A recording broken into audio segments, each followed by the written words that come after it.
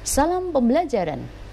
Di masa pandemi COVID-19 ini, saya mengajak kepada kalian untuk terus semangat belajar. Selamat mengikuti video ini sampai selesai.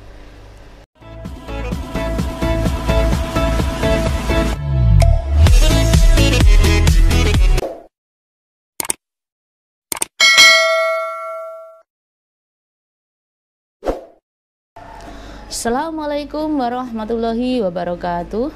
Selamat berjumpa kembali pada pembelajaran biologi. Di video kali ini saya mengajak kalian untuk belajar struktur dan fungsi jaringan pada hewan.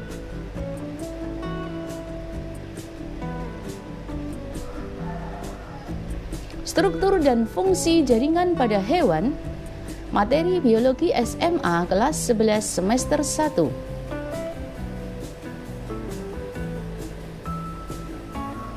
Adapun tujuan pembelajaran: 1. Membedakan berbagai jenis jaringan pada tubuh hewan. 2. Menjelaskan letak dan fungsi jaringan epitel pada hewan.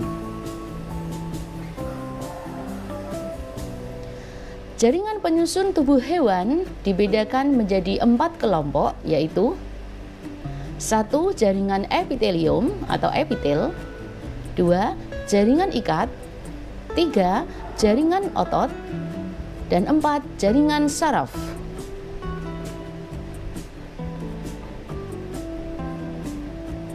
Di video kali ini hanya akan membahas tentang jaringan epitelium.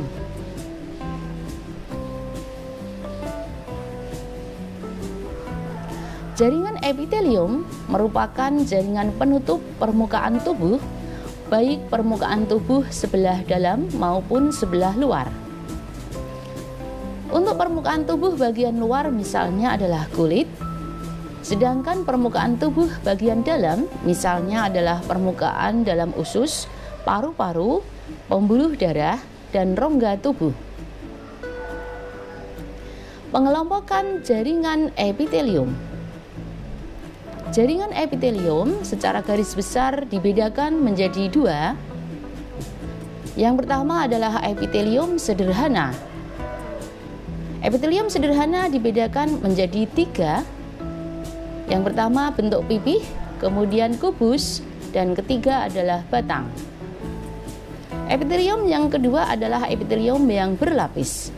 Dibedakan menjadi 4, yaitu bentuk pipih berlapis, bentuk kubus berlapis, bentuk batang berlapis, dan bentuk transisional. Dapat dilihat pada skema pengelompokan.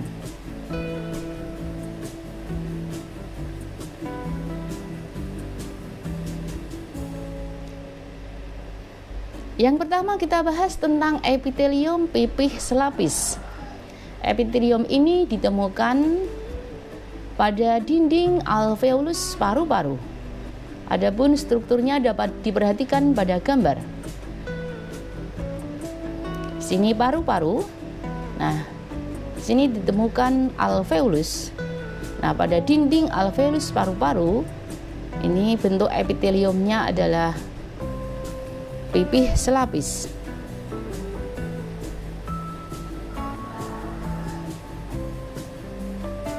Kemudian epitelium kubus selapis ditemukan pada tubulus ginjal. Nah, ini adalah bentuk ginjal. Gambarnya dapat diperhatikan seperti biji kacang merah. Ya. Adapun tubulus ginjal merupakan rangkaian tubulus mulai dari kapsula Bowman sampai tubulus collectivus pada nefron.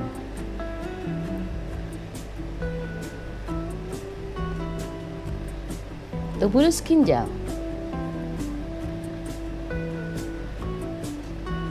Berikutnya epitelium batang selapis. Gambarnya dapat diperhatikan. Ditemukan pada lambung dan usus. Ini adalah struktur lambung. Dan di sini usus. Kita lanjutkan berikutnya. epitelium pipih berlapis.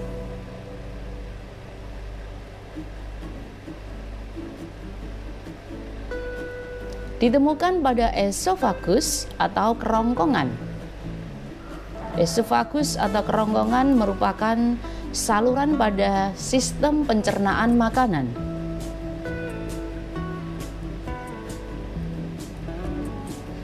Berikutnya, epitelium kubus berlapis. Epitelium ini ditemukan pada saluran kelenjar ludah. Dapat diperhatikan pada gambar, kelenjar ludah ditemukan di beberapa tempat di rongga mulut. Yang pertama ada kelenjar parotis, kemudian kelenjar sublingualis, dan yang ketiga kelenjar submandibularis. Nah, kelenjar-kelenjar yang menghasilkan saliva di rongga mulut. Kita lanjutkan berikutnya. Epitelium batang berlapis. Ditemukan pada uretra. Nah, uretra ini merupakan saluran air seni dan sekaligus saluran sperma pada pria.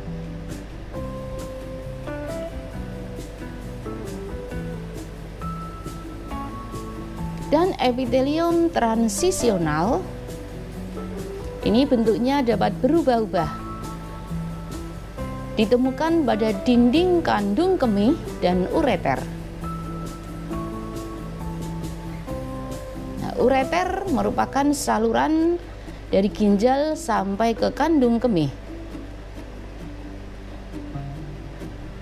Nah, bentuk dari epitel transisional ini berubah-ubah menyesuaikan kondisi ketegangan pada kandung kemih. Jika terisi air seni akan berbeda saat kandung kemihnya kosong, sehingga bentuk epitelium transisional ini dapat berubah-ubah.